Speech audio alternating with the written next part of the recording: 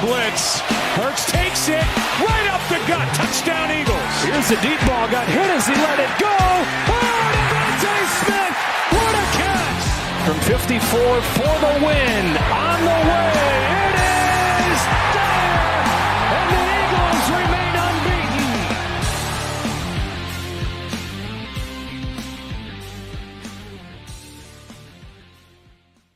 Hello again. Welcome back to the Flyin Style podcast. I'm your host, Matthew Mitchell, back with my co-host, Stephen Masley. Hello, Matt. How was your bye week? I would like to say it was all right, but as many Philly fans know, another beloved sport took a tragic end to their season. The Philadelphia Phillies lost to the Mets in the divisional round. It was a heartbreaker. It was a team that was at the top of the league for most of the year and really let our hopes down. Felt eerily similar to a certain team we know collapsing last season. So that wasn't – I can't say the bye week was great. And all of our division rivals won their games. So, but we did get AJ and DeVonta back. Hey, and Cooper DeJean started. and Lane Johnson. So there's a give and take. But it was interesting having a bye week so early in the season, but I think it came at a good time for the Eagles to get nice and healthy and relaxed and maybe try to switch the mentality around in the locker room. Before we get into anything, I did want to ask if you heard any of the comments that Jalen Hurts made about Nick Sirianni and what they did to try to, mend the gap that they've seemed to have since last season. I definitely heard him. I know Jalen spoke basically what he should have done from the very start about Sirianni. It wasn't that hard to say that he's confident in his coach and confident and has a good relationship with him. I don't know why he didn't do that from the very start. I had no problem with any of it going up until it became a national story. When ESPN on the bottom line says Nick Sirianni and Jalen Hurts aren't getting along, I'm glad they either got over there or he finally just spoke out and said, I have confidence in my coach. I like my coach. We're going to be good together, and we're going to go from there and try to win. That whole thing, the media just kept talking. Obviously, we don't know exactly what their relationship was or what exactly was happening, but at the end of the day, they don't hate each other because they're still playing with each other, and they need each other in order to win ball games. And whether they're best friends off the field, they don't need to go get dinner together. I don't care about that. They just need to have a good working relationship.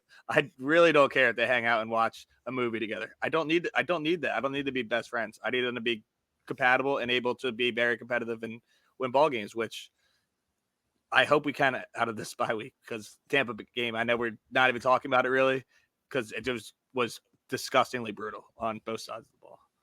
Yeah, I'd have to agree. I do think the whole situation was a little bit weird. At first, I didn't really buy into the comments. I know we've even talked about it on the podcast before, and there's clips of me from the podcast talking about the fact that I didn't think there was anything to buy into in that, and that there wasn't any problem. As the season went on and the more comments I heard between the two, I did start to buy into it. I do think that they had a little bit of resentment towards each other or a lack of respect. And I think it's tough to show respect to somebody that's also not showing respect to you. Not that I think that Nick Sirianni wasn't showing respect to Jalen Hurts, but we don't know what was happening behind closed doors, and we don't know whether Sirianni was willing to talk to him or whether Hurts was willing to talk to him or who's at fault or what. But as someone that's played a lot of sports and up to the collegiate level, I've dealt with coaches like that where I've had a bit of a gap between me and the coach, and sometimes you it's a business partnership, and sometimes you do, whether you like them or not, have to sit down with them and just be like, listen, I'm sick of the crap that we're putting forward. I'm sick of the fact that everybody knows that we're beefing, and we just gotta put our differences aside and do what it takes to win. And I'm glad that they finally had that conversation. I hope that we see a difference after that conversation, and I hope that this bye week really helped them gather themselves to put themselves in a winning position again, because despite being 2-2 and people already making bold claims for their predictions for the end of the season, this season is very much still in play. A lot of football left to play. And I'm excited to see if they made any, major adjustments to fix the problems that they were dealing with. Oh, of course. And you mentioned very quickly division winners winning. Right now we're at third in the NFC East. We're looking up at the Cowboys at 3-2 and Washington Commanders at 4-1. What do you think of the Commanders as a team? I just have to get your opinion on it. And well, my opinion really hasn't changed that much from the beginning of the season. I mean, I would definitely say I don't think there's anyone that could have predicted them doing as well as they are right now. But I mean, I'm on record saying that I thought that they were going to be, a middle to high tier team.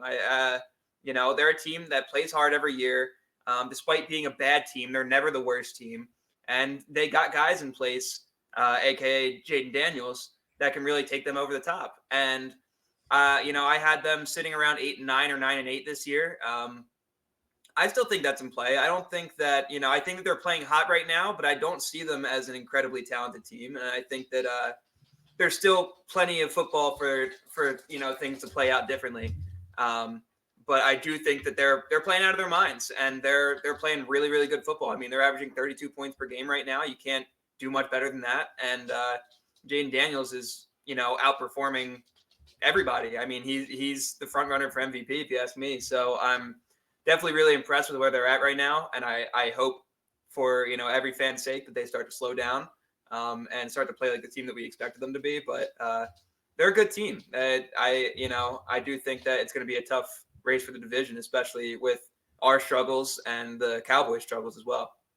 I still think the Giants stink, though. I mean, I'm still sticking with that. Yeah, no, I completely agree with that. I don't know how they beat the Seahawks, even without Malik Neighbors. And speaking of that, did you see Malik Neighbors was at the Travis Scott concert yesterday? And no way. Brian Dable was not happy. And of course, he's out this week for those who don't know, which is even more funny. Yeah. So clearly, you showed where that Giants team is at. If a Philly guy did that, they would be castrated. But before we even jump into anything, let's talk about what the Philly players have been doing. I mean, let's briefly talk about the Darius Slay hopping on Micah Parsons' podcast and the DeVonta Maddox talking about Fortnite during the middle of the game when we're getting our asses kicked. Dude, I'll start off with Slay. Dude, I am getting up to here with Slay. He had a bad game, and then he goes on Michael Parsons' podcast, and they're talking about CJ, the comments that CJ making how he's a crap talker. Yeah, Slay didn't really he wasn't dogging on his boy, but he didn't let it he let it kind of slide. It was kind of Michael was talking crap. He kind of made an embarrassment out of him on a live podcast. I mean, by no means did he defend him. He was putting into the jokes. Yeah, and it's disgusting to see. I know at the end of the day, or it's all just a league and they're all just players, they all gotta get along and everything. But mid-season going on with a Cowboy and just laughing it up and this and that, I just hate to see it from an Eagles fan perspective. I love the times where rivalries meant something. I hate that other side of the ball.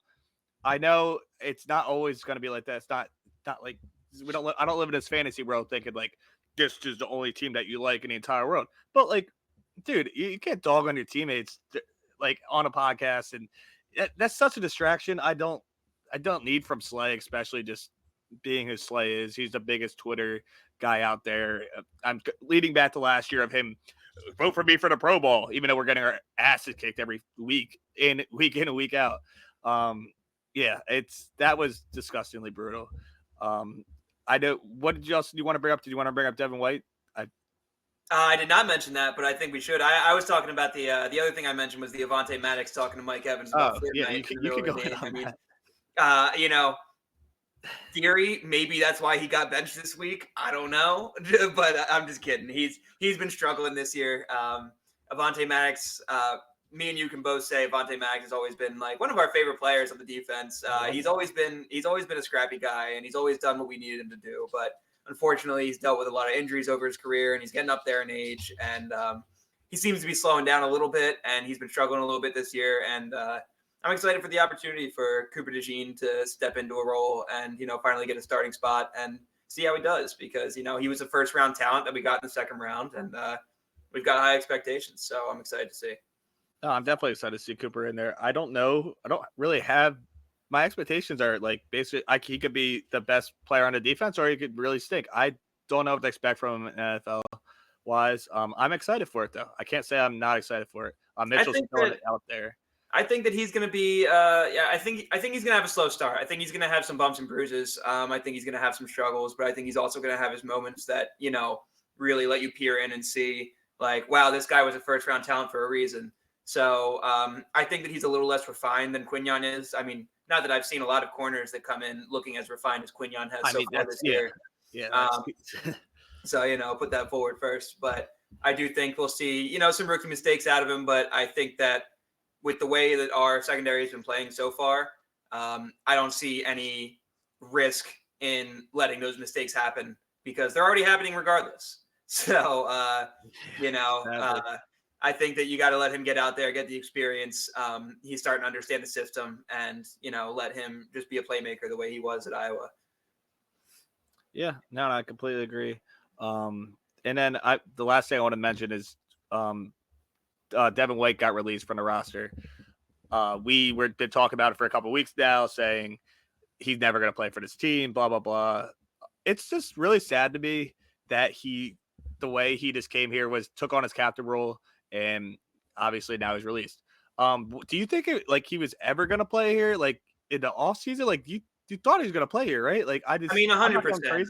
I think I absolutely believe in my heart. I think this is something that we're never really going to get an answer to as fans. I don't see any reason why we would get a straight answer about what happened, but there's no denying that he came in, was basically offered a leadership role, spent every snap in preseason as the starter and playing with the ones. And I personally think something happened at the end of camp between him and Fangio where they just couldn't agree on something and things went south. And I don't know what happened or why it happened or what was going on, but I think by all means, the amount of money we paid him, the way he came in here talking about being a leader and taking accountability, and the fact that he took less money to be here with a contending team tells me that he had all plans of playing.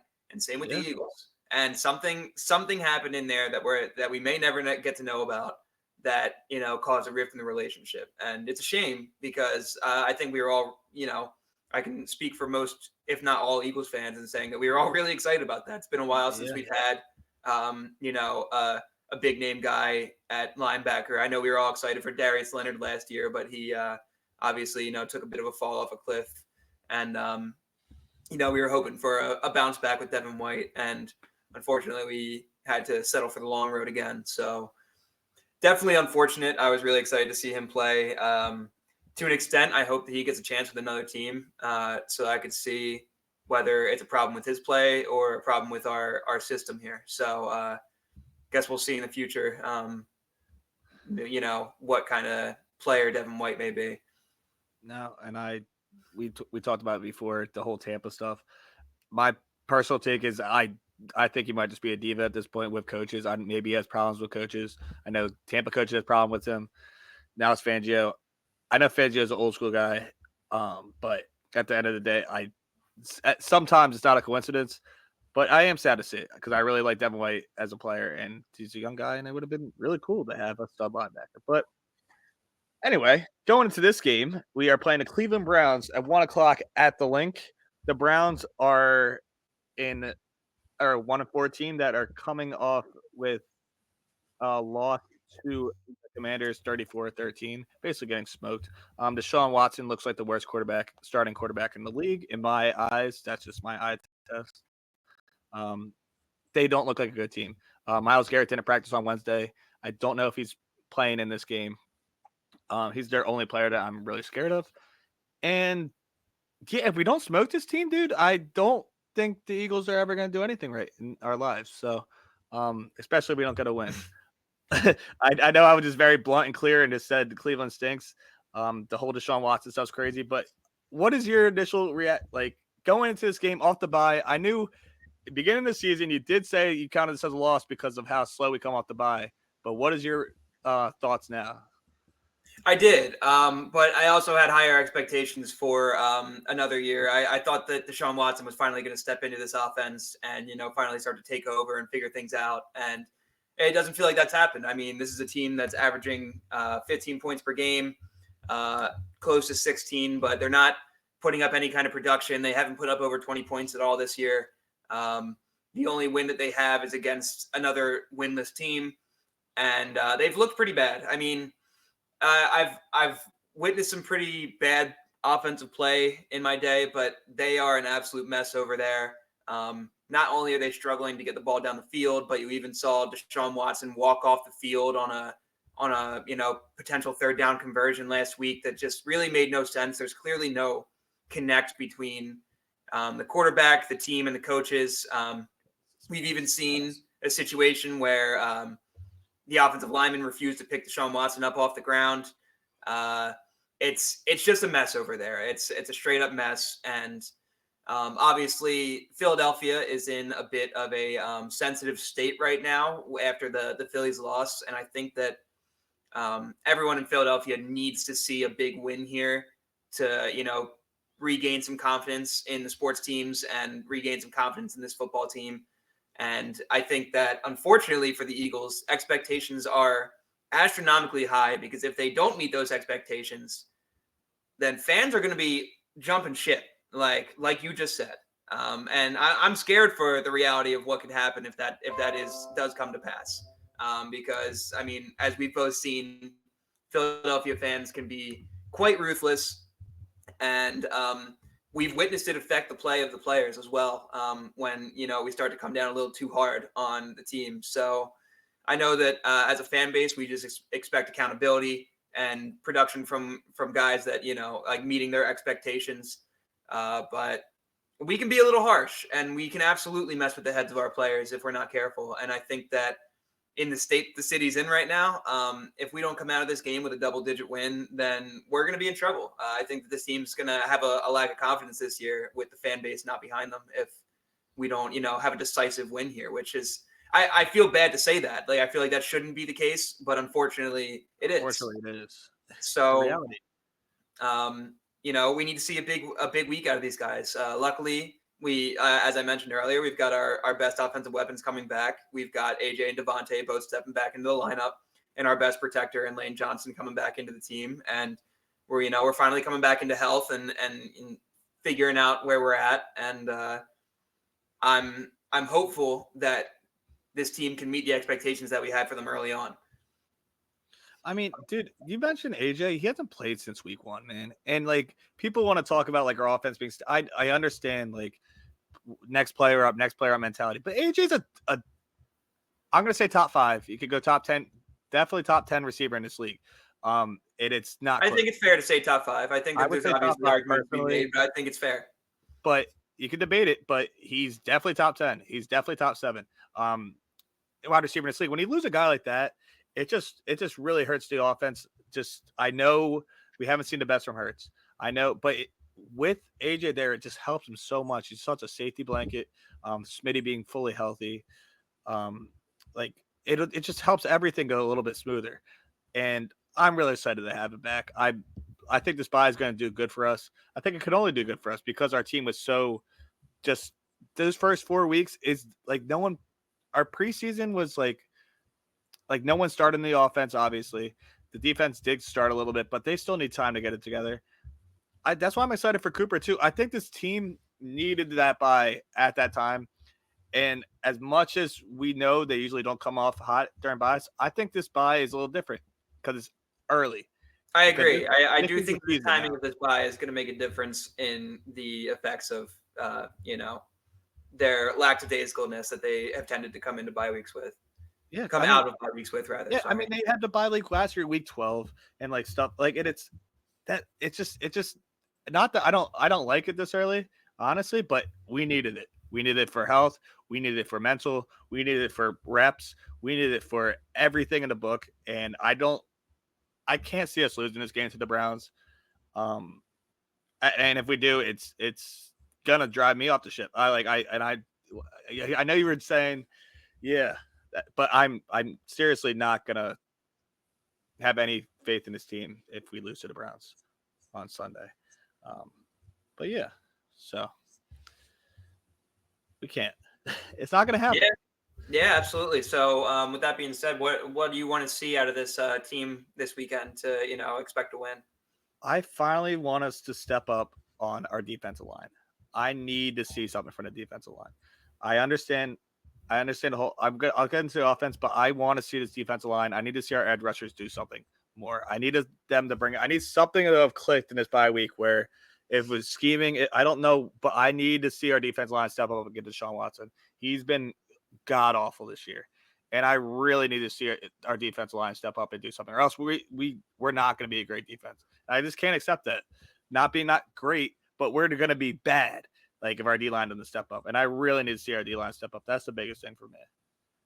Agreed. I think that's something I want to see out of this team this week. Is I do want to see us effectively using Saquon early on and often. This is a team that's allowing 141 rushing yards a game, and I think that that's something that we could absolutely take advantage of, considering we got our offensive line back at full strength, and we've got Saquon, producing at high levels so far this season.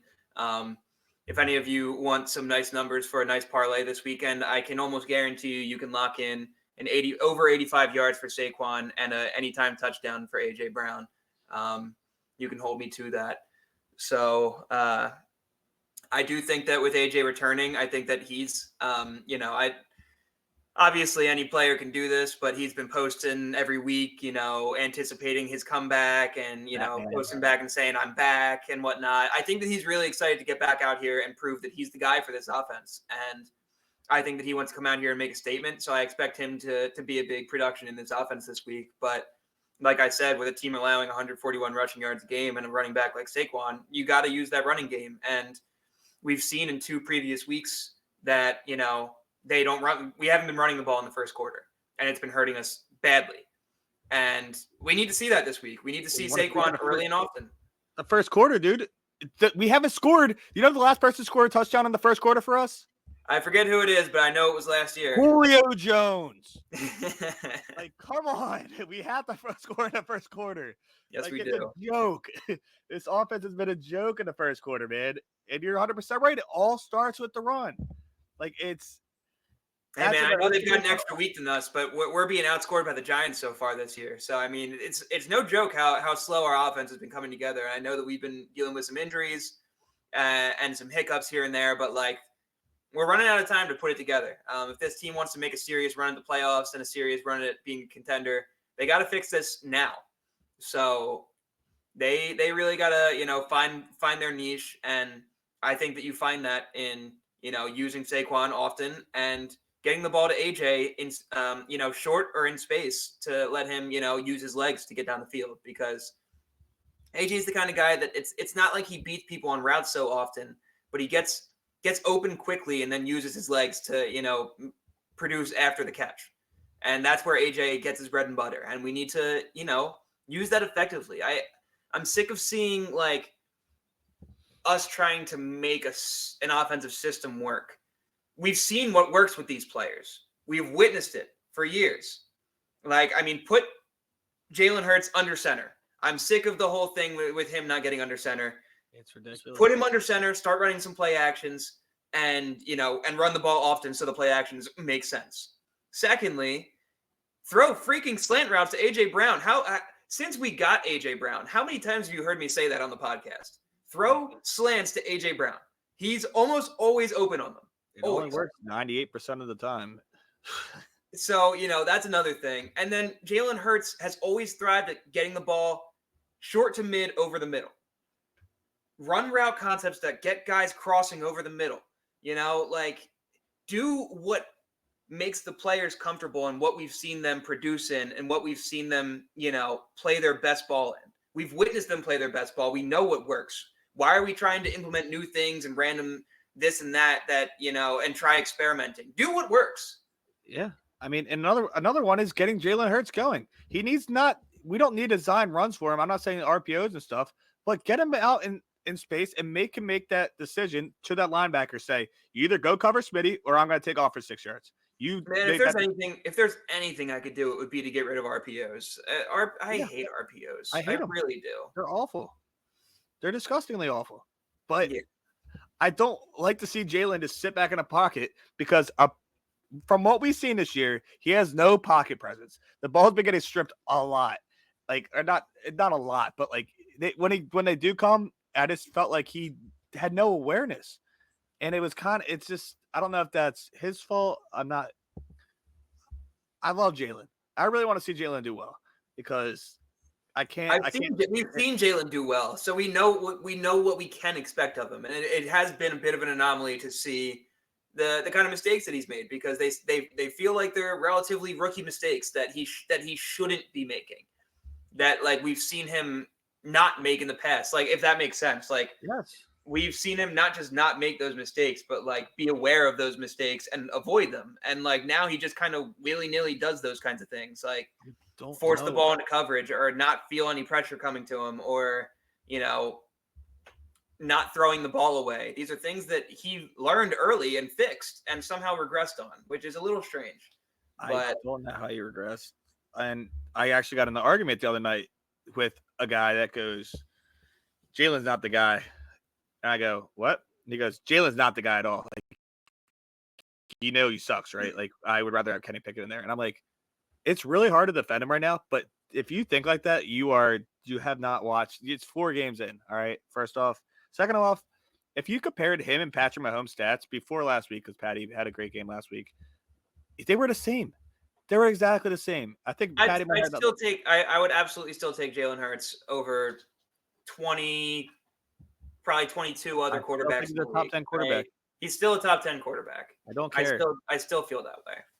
Justin Herbert is not a top 10 quarterback. No, I got to admit, I last episode you tried to catch me on talking crap on Joe Burrow, and I do have to eat my words on that because despite the fact that I after watching him for 2 extra weeks past that point, I mean he is a top 3 quarterback in football right now, but the team is not producing to the level that he's playing, and that's not his fault. I do like to say that he's not, putting up the big accomplishments or doing anything like to push his team over the hump to win. But like, I don't think there's anything you can do when you're throwing for 400 yards and 5 touchdowns and losing the game. I mean, it's very hard. And I mean, he's been pretty good. And that's what the Bengals will do that. And that's why I don't like when we're catching them 3 weeks from now, but 1 week at a time. That's it. And yeah, Joe Burrow. Yeah. But I just had to eat my words on that and apologize if anybody heard that and wanted to clip me on that. That's very big of you, Matt. I think that us fans sitting on the couch watching football that like to talk crap on these multi-million-dollar star athletes. I think the least we can do is eat our words when we make a bad take, and that was a bad take by me. I can admit that. I do still stand on my Jordan Love take, though. I will hold on to that one. Overrated. I think Caleb Williams also is not good at playing quarterback in the NFL. I think that he's been looking a lot better in the past 3 weeks, but I think you know why? Because he's played nobody in the past 3 weeks. He's played Carolina. He played the crappy Rams defense, and he played Indianapolis Colts, who are struggling on defense right now. 3 defenses that have been struggling out of their minds. I didn't say they're a playoff team. I said that he's starting to figure things out. They're still NFL defenses that he's looking pretty decent against. Carolina's not good at football. We as fans have to stop looking at these people and making immediate assumptions on these guys. Like, what happened to the days when rookie quarterbacks didn't step in for 3 years and got to sit back and learn an NFL defense before they had to run in there and be the guy? No more. It doesn't happen anymore. But that's also why you watch all these rookies come in and make so many mistakes. And it's also why Jaden Daniels looks so incredible right now because, I mean, he's playing with a level of poise for a rookie that you don't see very often, that maybe you've never seen. So, I mean, but I think what you're seeing from Caleb Williams and the other rookie quarterbacks is about what should be expected. And I think that you're seeing all of them slowly start to heat up and, catch their stride and figure things out. Same for Bo Nix. And there are no other rookie quarterbacks starting right now, right? Actually, this week, Drake May is going to start against Houston. That's right. So yeah. That's going to be interesting. I love rookie. Point being is that, like, I think you do got to give people. You've heard my rule. I tend to usually say it's a 3-year rule before you can make any hard decisions on anybody. I think you got to give people time to develop. I mean, even like Bryce Young. Bryce Young. Well, what do I think of him? I mean, I think that I do think that he looked pretty bad, but at the same time, he's also playing on the worst team in the league. So it's hard to say what he could look like on a team that has any bit of a decent foundation behind them. I mean, I know that Andy Dalton stepped in there and did his thing and made it look like they're not that bad of a team, but like Andy Dalton's a longtime vet that, he does know how to read defenses. He does know how to, see certain things that the defense is giving him that Bryce Young might not be able to see. And I think that, given a different situation, you might see something different, the same way that they had Baker Mayfield and Sam Darnold, and both those guys are thriving on different teams right now.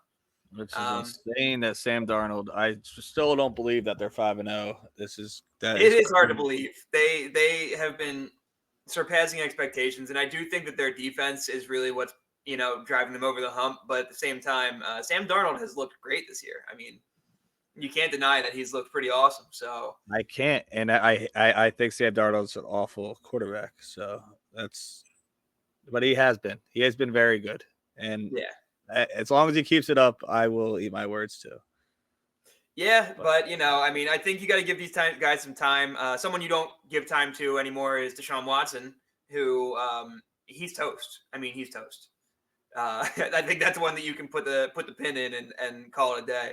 But give some time to the rookie guys. I think including our guys, including our young guys that we have high expectations for, like a Jalen Carter, a Jordan Davis, a Nolan Smith. Bryce Huff. We can have, even Bryce Huff.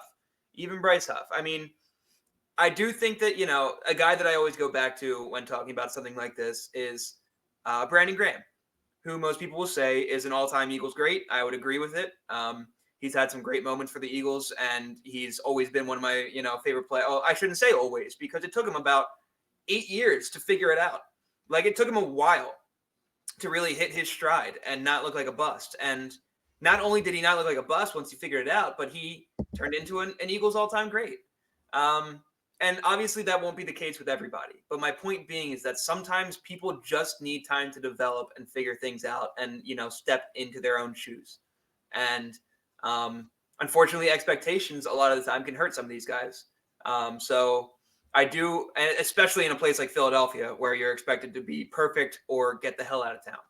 So yeah. I do think that we, got to be a little more gracious with these guys and, hope that they can, figure things out and, catch whatever it is that they need to find to hit their stride. But I'm rambling a little bit. So let's, I have high expectations for these guys, but I also want to give them time to, figure things out. And I think that we're going to have some hitches in the road for a lot of these players. And I think that we're at one of those hitches right now.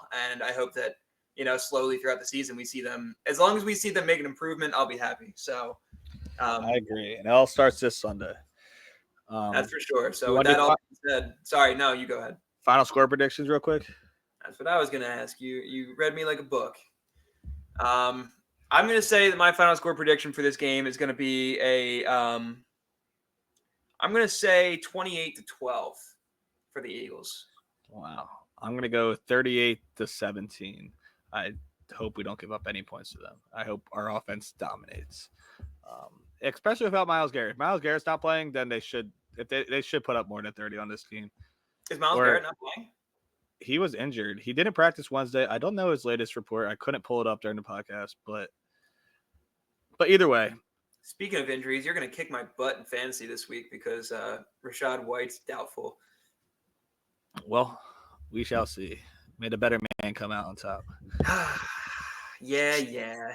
I got literally go look at my bench. I think everybody on my bench is on their bye week this week. Sometimes the better guy just comes out on top. It's not. That's what some people say. That's not what I would say. But oh my goodness. Yeah, it's not pretty. It's not pretty. Well, if I lose to Matt Mitchell in fantasy football this week, it will be just as disappointing as the Eagles. Thank you, Matt. I appreciate that. But thank you guys for tuning in. This has been a fun episode. Hopefully we can come back to you guys with a big win. Hopefully lifting spirits and boosting morale among not only the players but the fans. I think everybody needs it in Philadelphia right now. So once again, thank you guys. If you came to watch this video, if you did enjoy it, please like and subscribe to the channel. We'll be dropping weekly videos expressing our likes, dislikes, and analysis of each game of the season this year. So stay tuned if you liked what you heard today. We'll be back again next week. And like I said, hopefully we can come back to you guys with a big win. So thank you for tuning in, and go Birds. Go Birds.